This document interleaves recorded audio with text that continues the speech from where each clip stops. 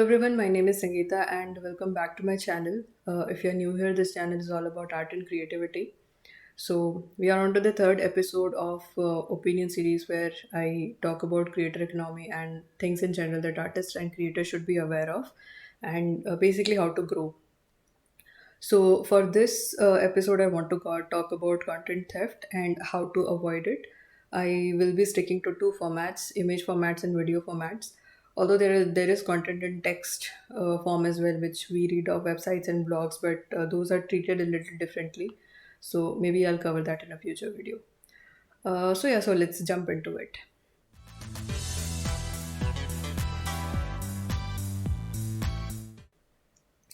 Now, coming to image formats, these content are produced by people who are either photographers, visual artists, or designers.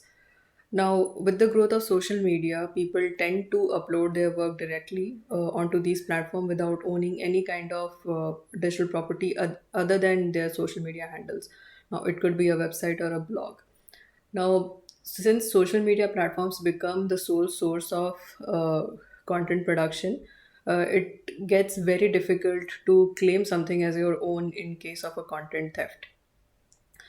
So there are a few things that you need to take care of if you're not doing that or those already.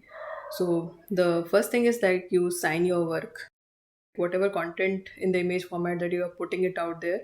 Uh, Make a point of signing your work before uploading it. So for digital art, it tends to be easier because you can choose somewhere in the middle and add it like a watermark and upload it. Traditional media artists, they generally tend to sign their work below the actual content space and upload it directly. Now, although it is a good practice, particularly for traditional media artists, they need to do one more step, which is adding a digital signature or adding a watermark to their pictures.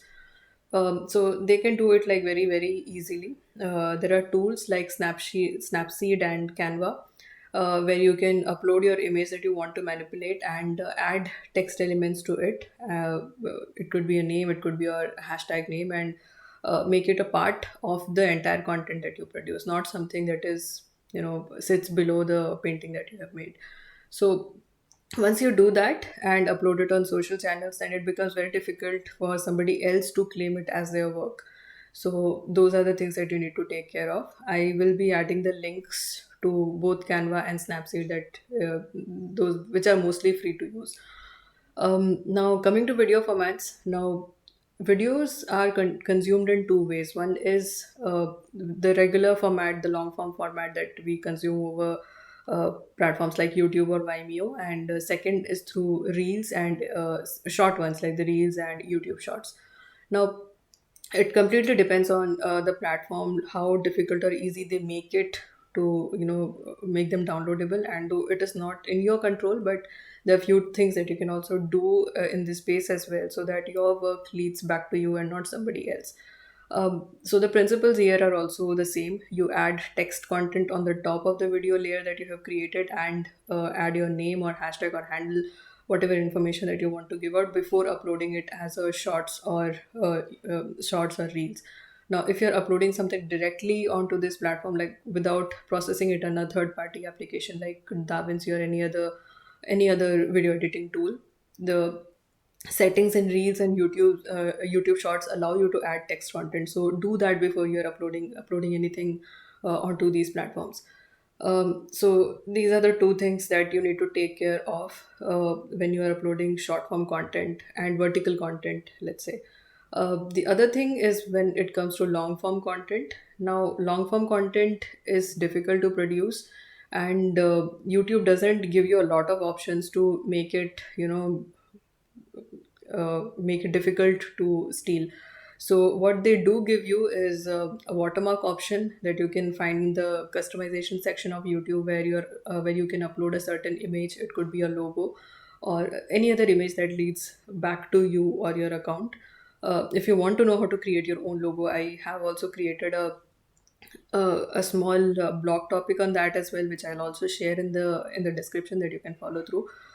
You may need to have like a little bit of GIMP knowledge to do that, but more or less it's doable and easy.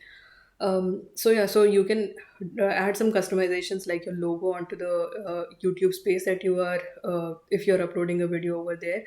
Or the other thing that you can do is, like, while you are making the video, processing the video in any kind of editor, ensure that you're also adding your name or hashtag channel or just a website name or whatever information that you want to give it out, so that it becomes embedded into the video, and becomes a part of it. Although the whole idea that content theft can be completely prevented is not possible, but there are a few things that creators must take care at their end, so that they can claim that okay, something is their own and they have enough proofs to do that. So I hope this was useful to you, and you can check the link to all the applications and the blog content where on how to create the logo and everything. It will be everything. It will be in the description, so you are free to check those out. So let me know what you think about this video, and if there are other topics I should cover. So I will be making videos on those too. So yeah, so I'll see you next time. So make art and take care.